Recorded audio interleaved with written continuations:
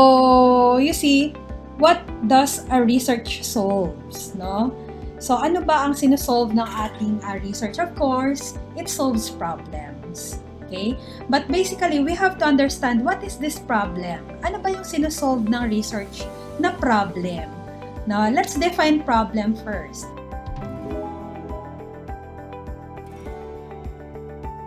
Okay?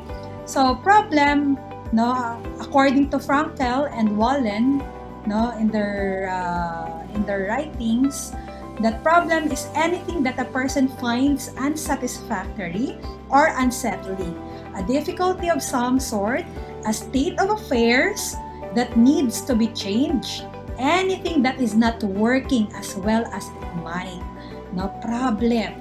No, yung lahat ng mga naiisip or nararamdaman natin na hindi tayo satisfied, hindi natin mawari, kumbaga, no? Yung mga difficulties and challenges na nararamdaman at nararanasan natin. We try to sort it as a problem. Tama po ba? Okay? A state of affairs that needs to be changed. So, ito yung problem na you seek for changes in your life, changes in your affairs, changes in your practices, no? Kahit yung pagbangon, pagbabasa, pag-aaral, no, may mga problema din tayong kinakaharap sa sarili natin dyan, okay? And we challenge ourselves as well to change these practices. So, that might be generally defined as problem with our own, no, in ourselves, okay? And problem with our parents, problem with our siblings, problem with our kapitbahays, no, na sana hindi na lang nag-iingay to, ano ba yan, nag-aaral ako, pakanta-kanta pa, no? Ang iingay, yung aso nila, lahat na lang ginawang problema. Because that's unsettling.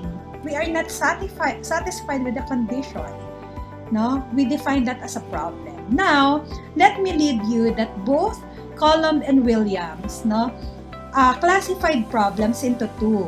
Okay, so let's be very careful with dealing with problems, because there are two problems according to them, no, practical problem and the research problem. So i-define natin tong dalawa. Ano ba yung practical problem over research problem? Okay, so if you may, no, I look for an answer here, your personal answer, no, sa pre-test or sa pre-lesson, pre-test lesson natin. Okay?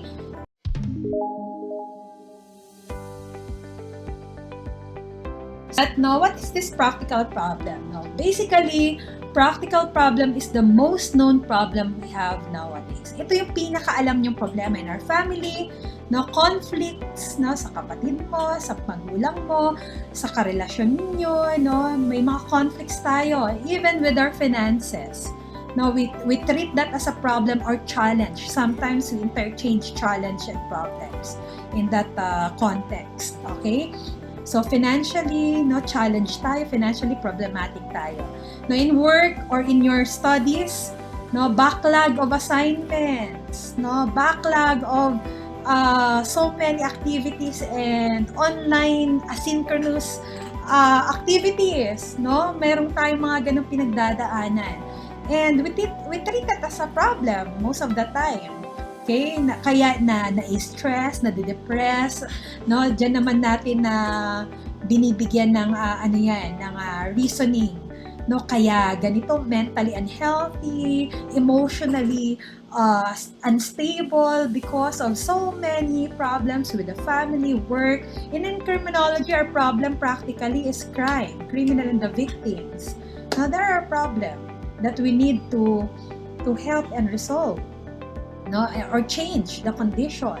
And in criminal justice, the behavior of the implementers, from the judges, from the attorneys, from the law enforcers, no, police officers man to, jail officers man to, fire officers man to, the public servants na meron tayo, the barangay officials. There are behaviors that we get along with practically as a problem, no?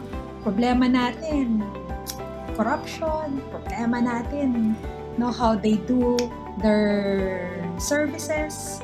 Okay? So, problema natin yung napakabagal na delivery of, yung gapang na delivery of services. So, these are practically problems at hand. Okay, societal problems. We know that, and we all know this. Araw-araw na binabalita sa news ay ito yung mga to. Okay? So, as you can see, another definition provided by Booth and his colleagues, says that a practical problem is caused by some condition in the world, from email, spam to terrorism, that makes us unhappy because it costs us time, money, respect, security, pain, and even our lives. Okay? So, nagiging practical problem siya because we see unsettling and unhappiness because of these activities around us. Ito, dinefine nila yung practical problem on a perspective, criminal justice perspective and criminological perspective. Okay? So, because it causes time, money, respect, security, pain, napahiya ka, okay, dahil dun sa ginawa sa'yo or sa atin, etc. So, we treat that as a practical problem. Now, what is research problem naman?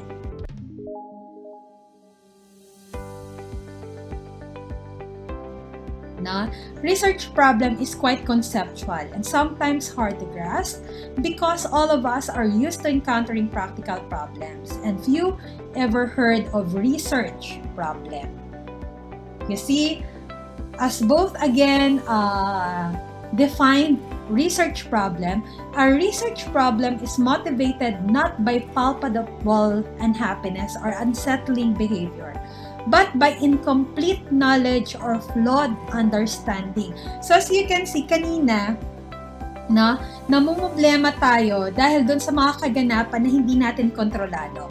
Okay, namumblema tayo kasi nakakaramdam tayo ng sakit, ng worries, ng stresses, nakakaramdam tayo na hindi talaga tama to yung ginagawa sa atin. Yung mga pagka namumblema tayo sa pera, sa relasyon natin, may mali hindi natin siya makontrol.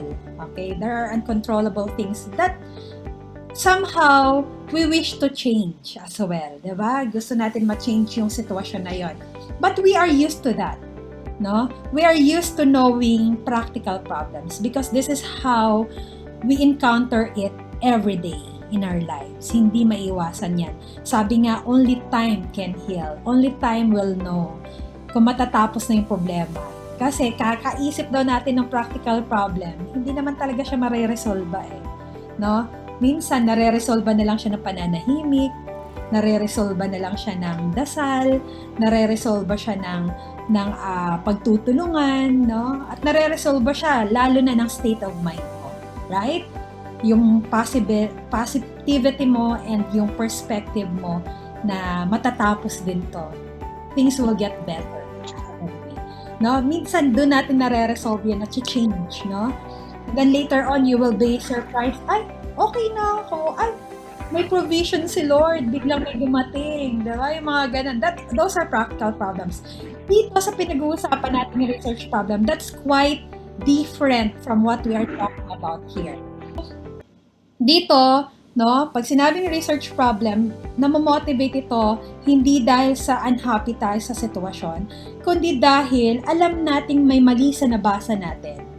May kulang may kulang sa mga binibigay sa ating knowledge and explanation. May alam ako sitwasyon na hindi ganun Minsan nagtatanong tayo, alam ba kung sitwasyon hindi ganun? Tulad ng nasabi kong example kanina.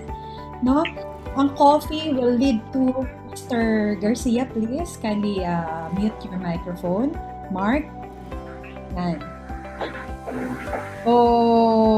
Minsan, ganun ang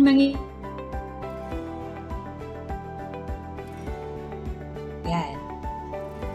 Alright. So, a research problem is motivated by incomplete knowledge or flawed understanding. Hindi natin maintindihan kung bakit ay paulit-ulit pa rin ang checkpoint. Ano nga ba ang kinaganda niyan? Di natin maintindihan kung bakit paulit-ulit ang foot and mobile patrol. Ano nga bang kinaganda nun? No? Hindi natin maintindihan bakit ay paulit-ulit na lang pa-picture kapag pumunta sa isang crime scene or pa-picture pag pumunta sa mga relief operations. Hindi ko maintindihan bakit kailangan picture-picture talaga muna. Okay? Ano ba ang ikadudulot nun?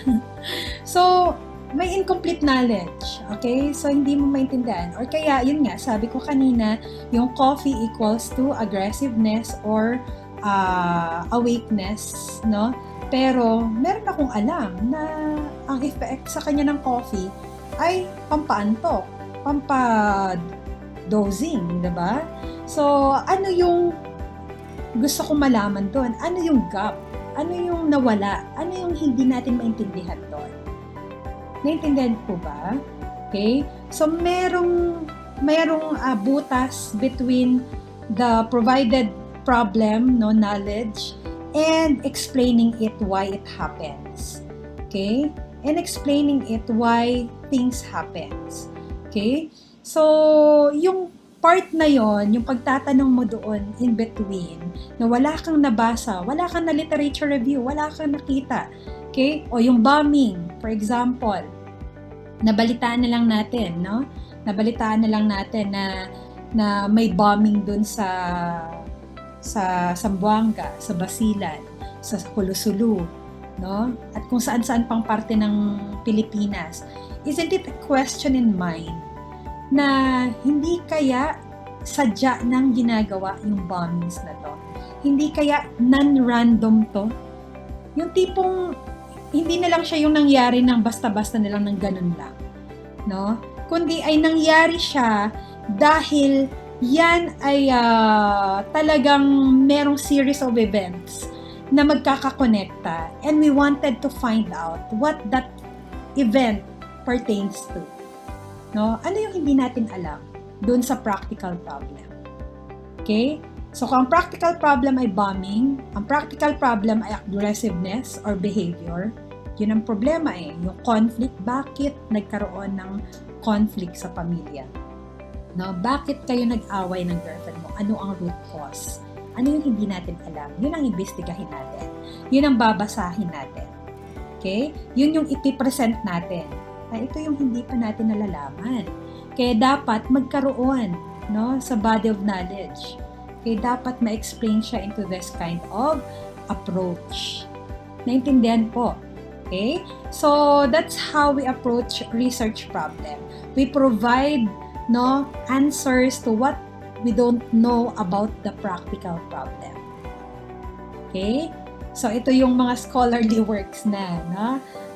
Again, madaling intindihin si practical problem because we do this and we experience this from time to time.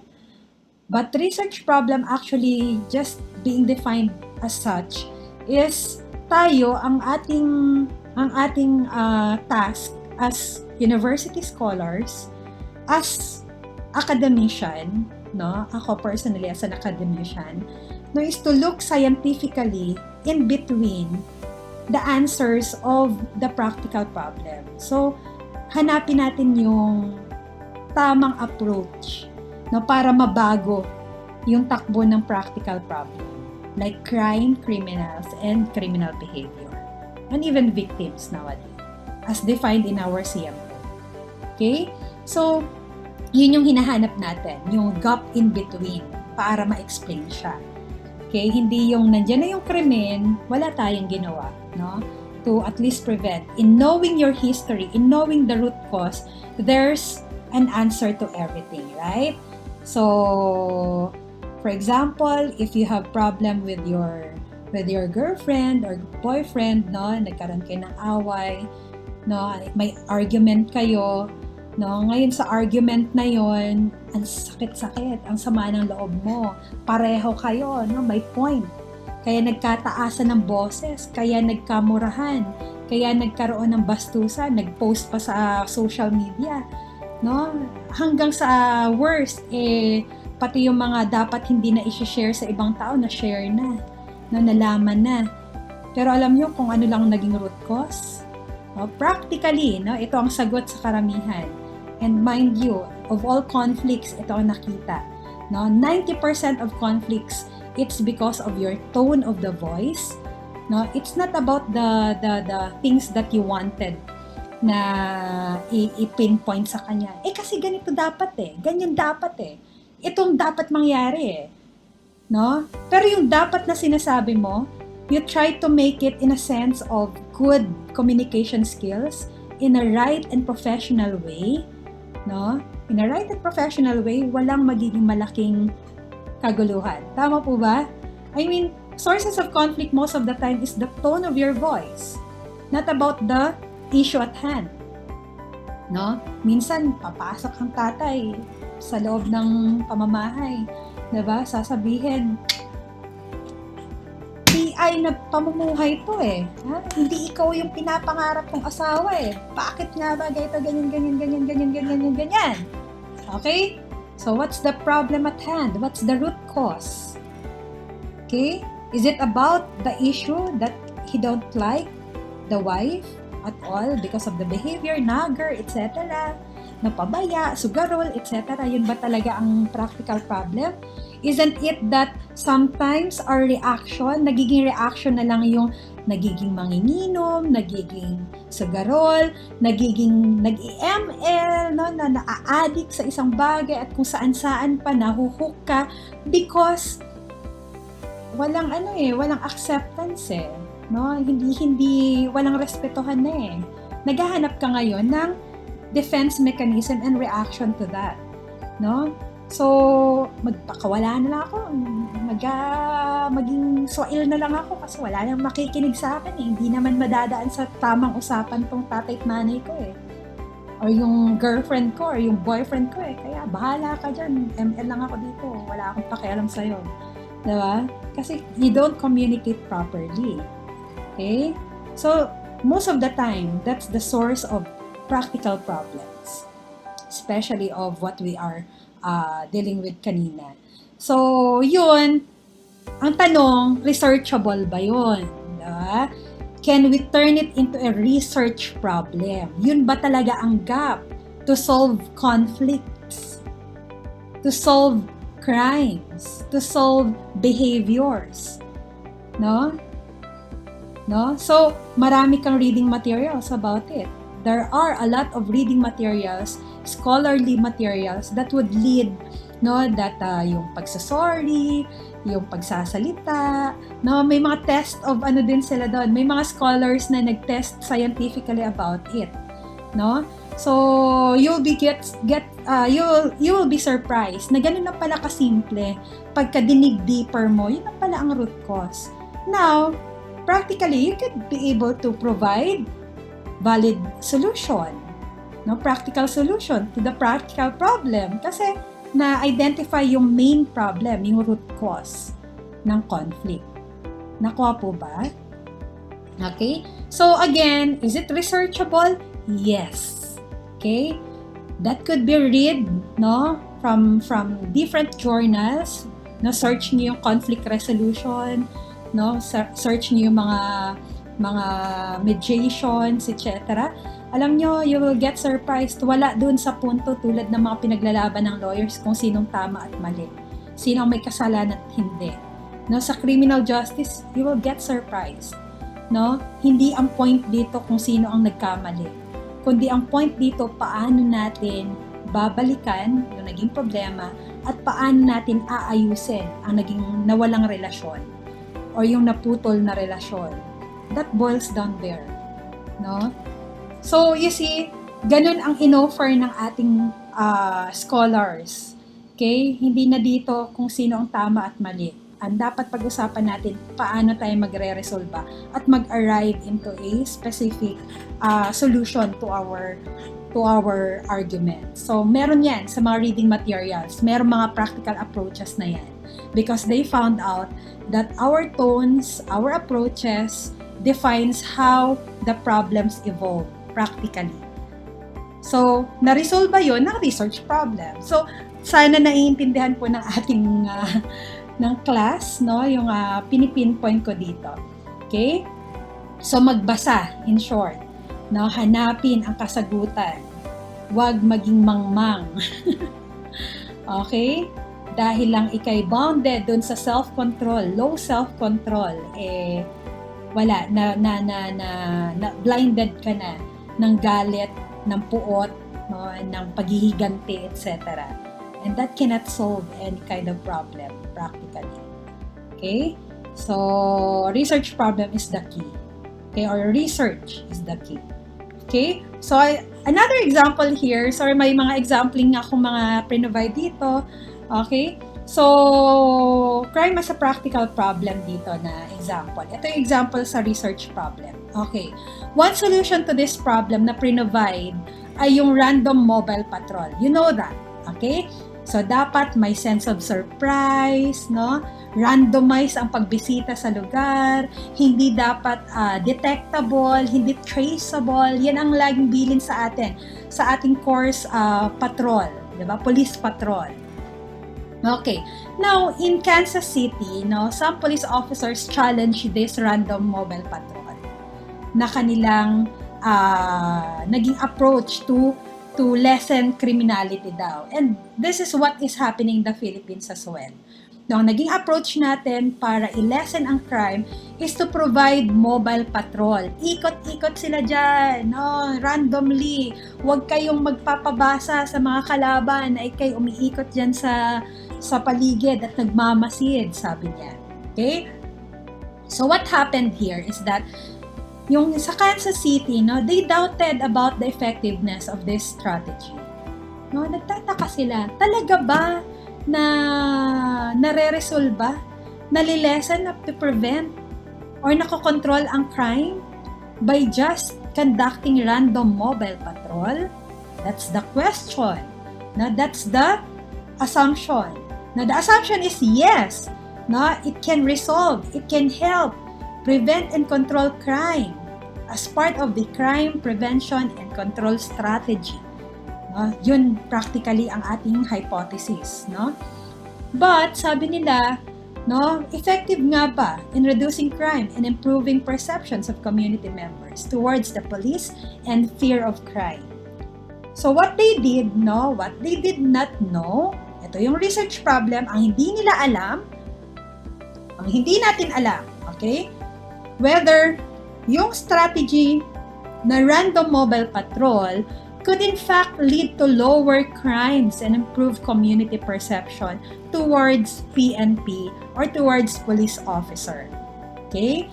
So, gusto nilang alamin na by mere studying about the program of random mobile patrol in their area, ay talaga bang napapababa ang kanilang crime rate at na-improve ba ang tiwala ng tao sa police officers. Okay? Ang ganda, no? Ang ganda ng question eh. Yun ang kanilang hindi alam. Tama nga ba? Na-reduce ba? No? May confidence ba sa atin ang ating mga community members? No? They had no empirical evidence for its effectiveness. Wala silang data about it. And then what Kelling, no, and his colleagues, no, did, no, they evaluate the effectiveness of this random routine patrol of police officers across the city of Kansas. So to tell you what they did, no, ito na yung research process na sinasabi. So ang research problem nila, ang hindi nila alam kung talaga bang na-reduce base sa pag-i-implement ng random mobile patrol. Napakatagal na niyan. Simula pa lang na may mga Japanese, Spanish, at American invasion, ang mobile patrol, random patrol are there. Nandiyan na yan, noon pa man. No, kaya lang, they question about its effectiveness. Kung talagang natutulungan tayo na ma-reduce ang crime or hindi. Diba, nagsasayang lang ba tayo ng resources? So, ito yung kanilang scientific testing. Okay? What they did, ito ay experimental criminology kung tawagin. No? They compared 3 groups of areas. No? They called the 3 groups of areas into control area, reactive area, and proactive area. Okay? So, in control areas, Alam nyo naman, naka-beat patrol yan, di ba? Pinag-aralan nyo yan sa patrol, kaya ito yung exampling ko sa inyo. They maintain normal levels of patrol. So you see, dun sa isang area, ito na yung process na ginawa nila, scientific investigation na ginawa nila ha, to answer their question, the research question or problem of random mobile patrol really helps in reducing crime, and that helps community perception toward police officers. So in control area, no, they maintain normal levels of patrol. And then in the reactive area, kung baga sa control area, kung ano lang yung ginagampanan at ilan lang yung mobile patrol na umiikot dyan, pati foot patrol na umiikot dyan, maintain lang nila yon for 1 year. Isang taon po pala ito, yung study nila. Isang taon nila in-observe. And then sa reactive area, nag-assign sila ng reactive area din, wherein they did not employ any form of patrol. Sa reactive, walang iikot dyan, nakapulisan, walang pupunta dyan.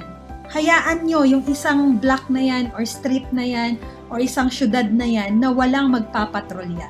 Walang iikot, walang makikita mga pulis na naka-uniform police officers. Okay, reactive area.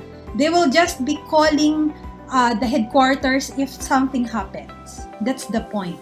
Okay? And then in the proactive area, sabi naman, they increased police visibility 2 times to 3 times the normal levels. So kung sa control area, maintain lang nila kung ano yung specific need at deployment, dito sa proactive area, dinoble, triniple pa nila. Kung may isang mobile patrol na nag-iikot doon sa control area, dito sa proactive area, may 2, 3 hanggang 5 pa na umiikot year-round, buong taon. So after 1 year, in observing the behavior for these 3 areas, may comparison sila, may experimentation silang ginawa. Now, they found no significant difference. Walang kaibahan, surprisingly. Okay? Kung kayo yung nag-conduct ng research na yan, in-experiment niyo yung lugar na yan, conducting the same mode of testing the program of our PNP. Diba? Ano kayang kalalabasan? No significant difference in crime levels. Oh gosh, hindi nakabawas man lang or nakatulong man lang yung mobile random patrol in the area in reducing crime in the 3 areas. Whether normal lang ang deployment, whether mag-deploy ka ng marami, or mag-deploy ka ng doble or triple dun sa lugar. So sabi nila yun ha, yun ang naging argument ni na Kellings, no? Police officers to, sila Kellings, sila maganda doon. And in other criteria among the 3 areas, thereby casting doubt on the effectiveness of random patrol in reducing crime. You see, no? Yun ang naging problema. Okay? Ang tagal na naging polisiya, naging practice, naging programa ng isang police station, yung random mobile patrol. And here's a study rebutting that random mobile patrol is not effective at all. Provided na, sabi naman dito, hindi naman dinidiscredit na hindi importante yung mobile patrol. Meron naman silang critical thinking level. Here's the concluding part of their study. Now, perhaps the problem of random patrol is that it is not systematic and not directed to high crime areas. Okay? Let me rephrase. They did not challenge us to the random mobile patrol is not a good strategy for crime prevention and reducing crime. Okay? Or winning the hearts of the people. Minsan kasi, diba, yun ang sinasabi sa atin, backbone of police service, patrol, because this is the first, foremost front, no, of the police service wherein people could actually go right away to them because they are visible in the community. Okay? So, we're not questioning that. That's good. However, according to their concluding part, this is the concluding part, hindi naman daw problema ang random patrol. Ang problema dito, hindi naging systematic at hindi nakadirect dun sa high crime areas. Meaning, No? Sabi dito, may mga nabasa pa tayo, that recent experiments in criminology show that hotspots policing which are directed to high crime areas do in fact reduce crime. Okay? So what do we mean by this? No? Take note of the word hotspots policing because this is policy formulation. Hotspot policing is the trend now in our service, police service, even the military. So meaning, ang naging epekto ng research na ito is that hindi para tanggalin ang mobile patrol. Gawin lang systematic at i-focus siya doon sa areas na mas kailangan siya. No? Ibig sabihin, may mga areas naman na hindi kailangan ang mga polisiya. Okay, for example, meron tayong PD before that I really commend him, no? Provincial Director ng PNP. This is where I started my research career din. No, inquiring about the policies, no, the challenging the programs, no, of the police service because he himself conducts hotspot policing, no? Nung siya ang napaupo, automatic ang inaral niya yung resources ng Cavite at profile ng Cavite. Present niya na merong mga lugar, no, pinagbukod niya high lowland Cavite and highland Cavite, no, kumbaga kinategorize yung profile ng Cavite. Ngayon, sa highland ba ang term natin? Correct me if I'm wrong, just chat it. I forget the term that's categorized as such, no? I attended weekly yung mga police, chief of police nila sa buong Cavite. Weekly, they report, no, yung crime, no, hotspot crimes in the areas, no, during what time and what day most vulnerable into that kind of crime yung lugar nila. And you will be surprised that there are places, no, that are prone to acts of lasciviousness, no, crimes against chastity and person, and there are areas that are prone to crimes against person and crimes against property. Okay? And even drug-related crimes. Okay? So, merong lugar lang na especially, no, ay talamak dun sa lugar na yan. Hindi lahat ng krimen meron yan. Okay?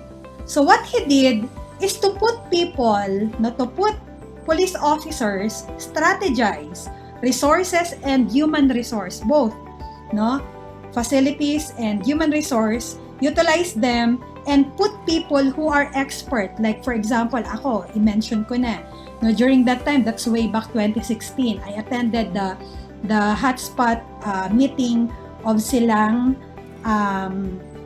Mendez and Amadeo during that time, ha. So, they presented in general na mataas ang crimes against chastity, especially rape, no, in the area. So, ito yung mga high, lowland, and upland Cavite. This is the right term, I'm sorry. The upland Cavite and lowland. So, ang conclusion, in upland Cavite, there is a high rate of crimes against chastity.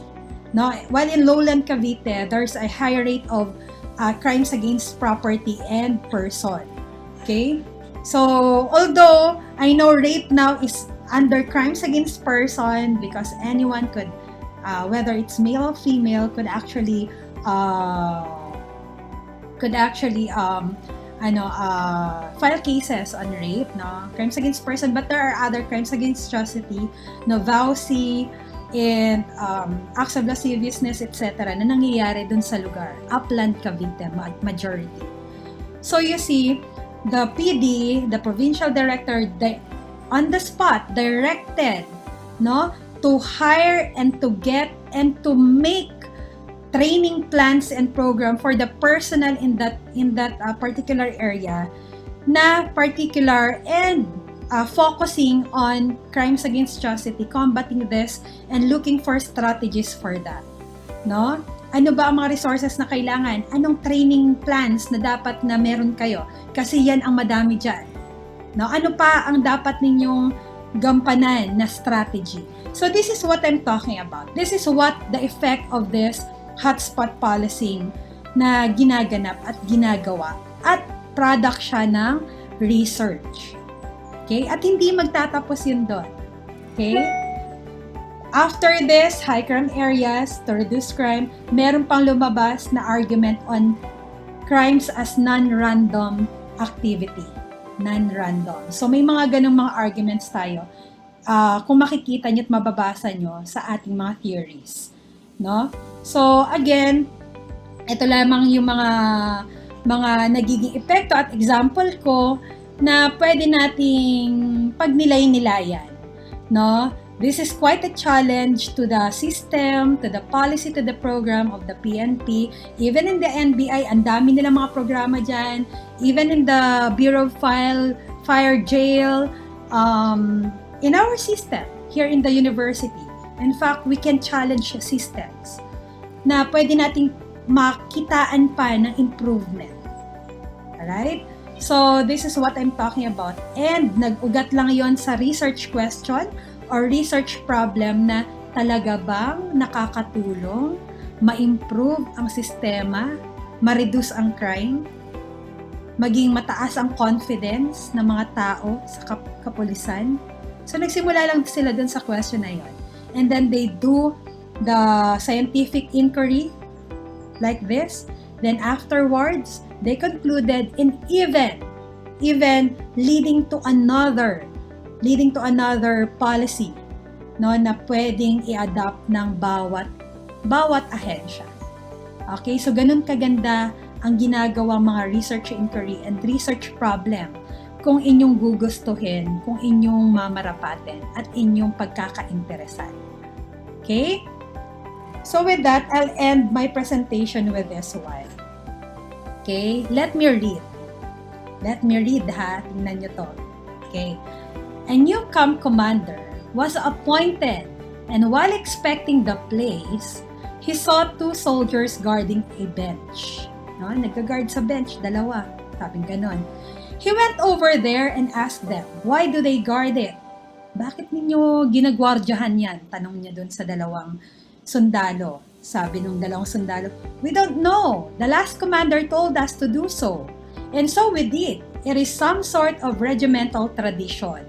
Diba? Sa PNP, sa AFP, sa mga uniform service. And there are other instructions na kahit hindi natin alam, sunod lang tayo. Okay?